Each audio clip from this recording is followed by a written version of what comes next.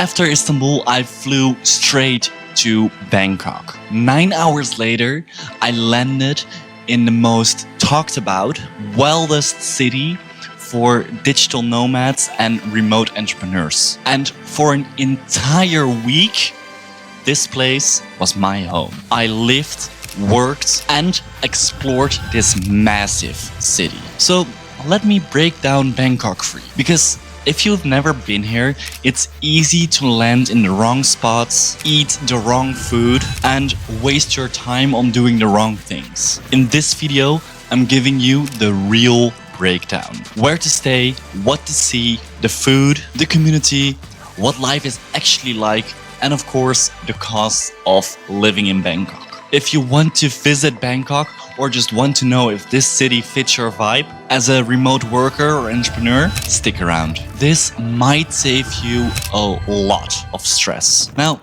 every Bangkok vlog mentions the temples for a good reason. I hit up the Grand Palace, one of those must-see places. It's massive and cinematic. Nearby, Wat Arun. I only saw it from across the river, but it's stunning. And I've heard from people that at night it lights up beautifully. Then there's Wat Pho with the giant reclining Buddha. Equally jaw-dropping. Touristy, absolute. But worth it once for the history and the visuals. I missed Jot Ferries. It's supposed to be one of the biggest markets in Bangkok, but I went to Chinatown and checked out the night markets there. I would recommend you to head to Chinatown around 11 p.m. because then the street explodes. It feels like you're in a film. You just don't need it all. Like grilled scorpions. Yes, really. But I was stuck with the mango sticky rice. That was a bit more of my flavor palette. Chinatown's mess, smell, and neon lights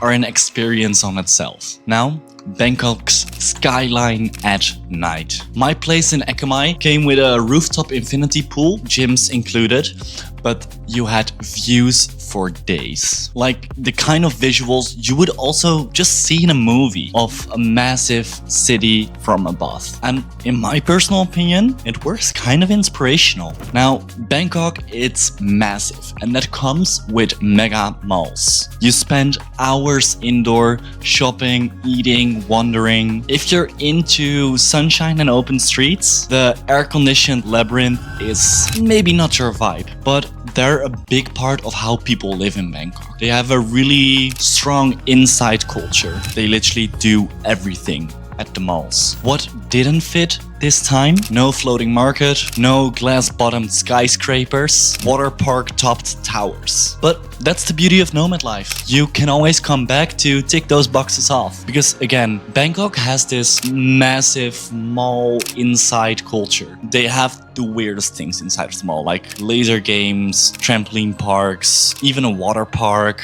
So to see it all, you need years. So that's Bangkok in a sentence. Historic temples, neon night markets, skyscraper views, and indoor adventure zones. Next up, let's talk places to stay, so you don't end up in the wrong parts of this giant city. Again, Bangkok is huge. If you stay in the wrong area, you're gonna waste time and hate the traffic. And miss the right vibe. So here's where I stayed and what I would recommend depending on your style. I based myself in Ekkamai. It's chill, kind of upcoming, and close to the action of Thonglor, which is kind of the cool kid area. Trendy cafes, cool bars, that kind of vibe. But Ekkamai, it's just a little quieter, a little cheaper, and in my personal opinion, a bit of a better balance. Especially because I was just a few minutes away from the SkyTrain. And in Bangkok, that's the secret. Here is a quick overview of the districts that matter. You've got Sukhumvit, I don't know how to pronounce that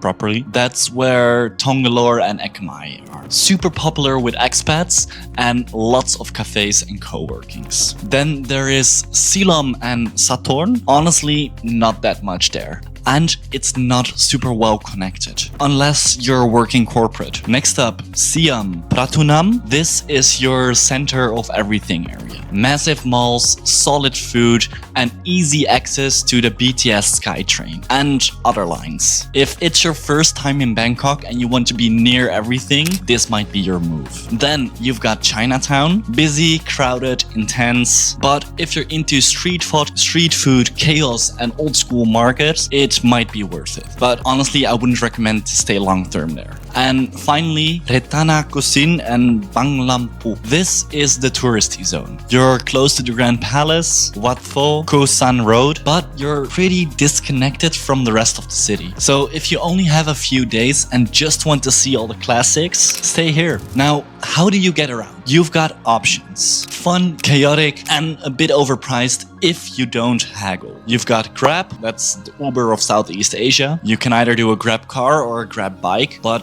again, the traffic in Bangkok, it's brutal. And 3, the BTS SkyTrain. This is the fastest, easiest way to skip traffic and stay sane. I even made my own map to see which areas are best connected to the BTS train. I went full nerd on it. As you see, Siam Pratunam here and Sukhumvit here. Those are the 2 areas that are best connected to the SkyTrain. And here's a picture of what famous touristy places are in which area. And then these are my recommendations based on the kind of trip that you have. If you're in Bangkok for a few days and just want the touristy hits, stay in Rattanakosin or Banglamphu. You'll be close to everything. Temples, street food, and chaos. If it's your first time and you want a simple spot with easy access to everything, stay in Siam or Pratunam. Malls, metros, madness right at your door. And if you're staying longer and want the Nomad expat vibes with better coffee, quieter nights, and co-working spots, stay in Sukhumvit, either in Thonglor if you're feeling a bit bougie, or Ekkamai if you want to stay chill and connected. Food in Bangkok. It's not just fuel, it's part of the adventure. And let's be real, you gotta eat. So here's what I actually tried, from scorpion skewers to mango sticky rice.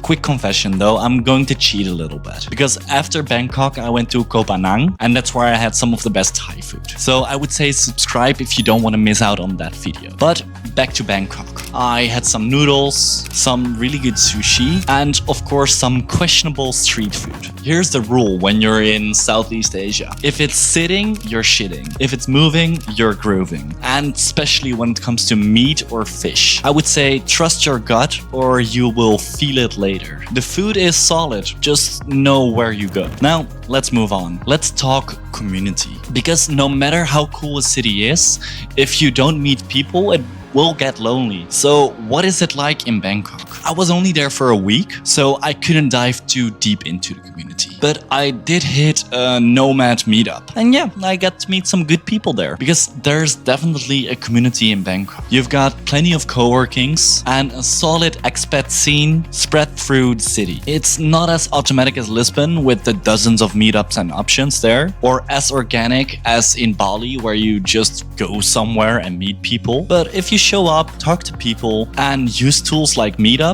you'll find your way. Now, let's talk money. Because at the end of the day, your budget shapes your experience. So what does a week in Bangkok actually cost? Here is how it broke down for me. I stayed in Ekkamai, not the cheapest, but also not the most expensive. Housing is roughly 25 to 60 euros a night, depending on how bougie you go. Food, you can eat very cheap.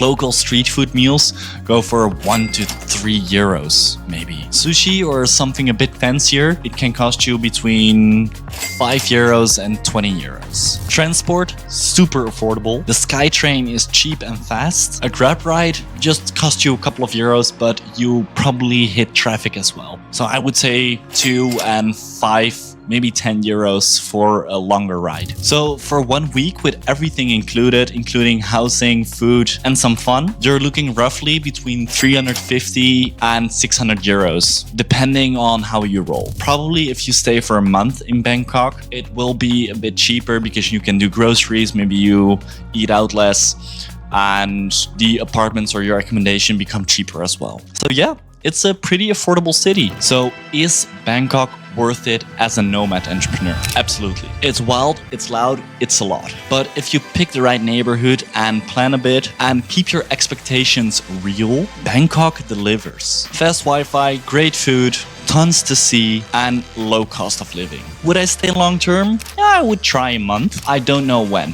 It's perfect for a deep dive into chaos with a laptop and a view, but first I have other places to see. If you're planning your own trips or just curious to see how I document my journey as a nomad entrepreneur, hit subscribe. I've got more cities, more lessons, and more behind the scenes to show. If you like this video, you probably like this video as well. Really, I really think you like this video. Visionaries, as always, take actions, and I see you in the next one. Ciao.